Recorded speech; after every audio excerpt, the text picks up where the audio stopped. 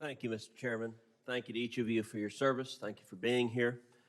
I want to talk about the topic of big tech censorship, which is a difficult topic. I believe it is an incredibly important topic.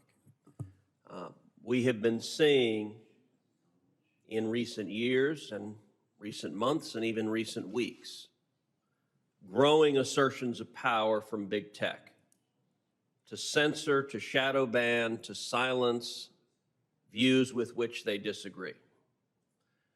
Just within the last 2 weeks, we saw Google, at the behest of a foreign advocacy group, threaten to, quote, demonetize The Federalist, a conservative online journalistic outlet. The Federalist was told the reason they faced the threat of being demonetized was because of objectionable comments in their comments section. So nothing that actually anyone at the Federalist had written, but rather third-party users had put some, as far as I know, unidentified comments that Google found objectionable. That policy is not a policy Google applies uniformly. Indeed, a quick search can show dozens of progressive journalistic outlets that have comment sections, that have all sorts of nasty things being said, that are not facing the threat of demonetization. And indeed, one doesn't need to look as far as a third-party site. YouTube, which is wholly owned by Google, any one of us can go on to YouTube comments right now and read a host of profane and racist and otherwise offensive comments on YouTube's platform. Yet Google was not applying that standard to its own wholly owned and highly profitable subsidiary, but was instead applying it to the Federalist to force them to demonetize. Now, the Federalist ended up just pulling its comment section down because Google's power is such that challenging the Star Chamber is almost impossible. Yesterday, we saw Twitter decide to censor and block a tweet from the President of the United States that said that an autonomous zone, a lawless autonomous zone, will not be allowed to be created in Washington, D.C., and if anyone attempts to do so, law enforcement will stop them. Google deemed the president pledging to protect public safety and stop the creation of a lawless zone in our nation's capital. Twitter deemed that abusive and so put a content block on it. Something else that complicates this challenge is there's an utter lack of transparency.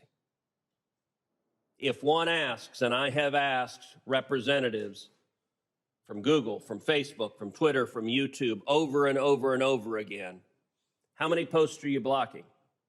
How many posts are you throttling? Are you just reducing the number of people who see them? They won't answer them. There are zero data that exist about comparative blocking. In other words, bias. I've asked the questions, very simple questions. We have two major political parties. I've asked each of them the question, how many posts from Republican candidates for office have you blocked? How many posts from Democratic candidates from office have you blocked? We do know, for example, Twitter blocked my colleague, Senator Blackburn's launch video for Senate. So she's a sitting candidate, or sitting member of the House running for Senate, and Twitter deemed her launch video unacceptable and blocked it. They refuse to answer these questions.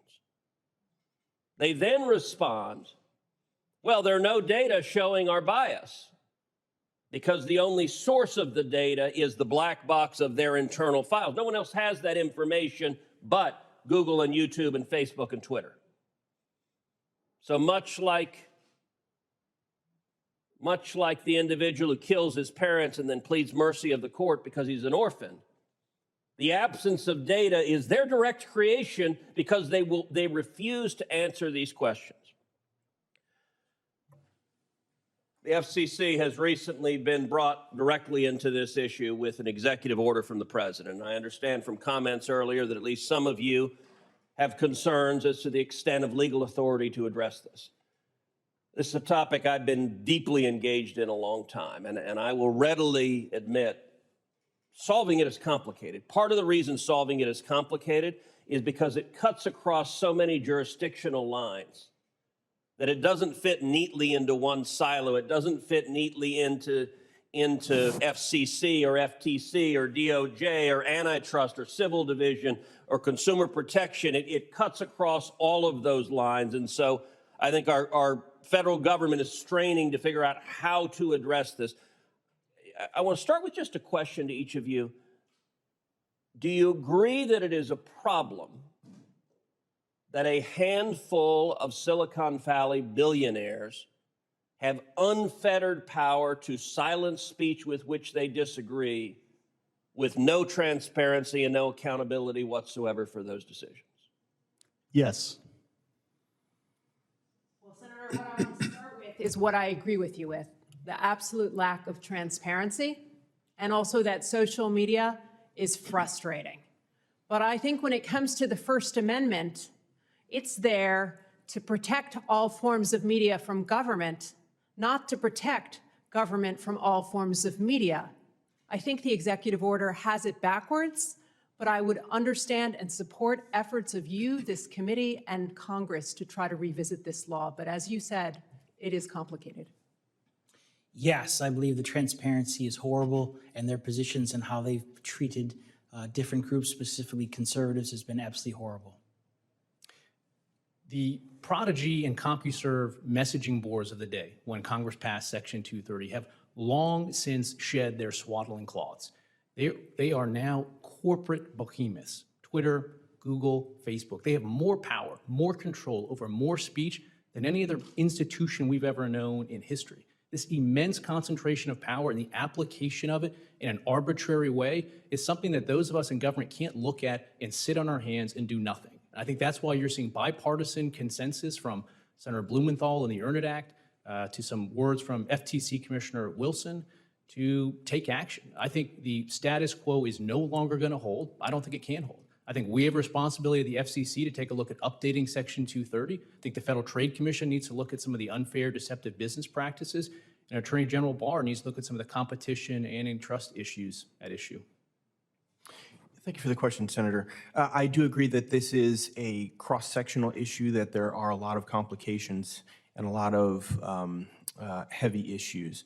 What I would focus on is the First Amendment, which I do think prohibits the government from focusing on the speech of these companies. But what I would also really, what I'd like to fixate on here is that what we really need to do in order to make sure that this does not cloud our elections, I have encouraged NTIA to bring the executive order to the FCC as quickly as possible so that we can have a vote amongst us. I, again, do not think that there's legal authority. I'm happy to engage with that with my colleagues, but so that this does not overhang throughout our elections and have a dark cloud over online speech is something that I'm interested in making sure we do as quickly as practicable. So my time has expired. Let me make a very quick observation, which is I look forward to working with each of you on this, and Commissioner Rosenworcel's observation about the need for transparency. If the FCC were able to do one thing and simply provide real transparency so the American people can see how many people are being silenced, how many people are being shadow banned, who and what the relative ratios are, that would transform the ability to address this problem. And so transparency would be a very valuable thing to focus on. Thank you. We will make America great again.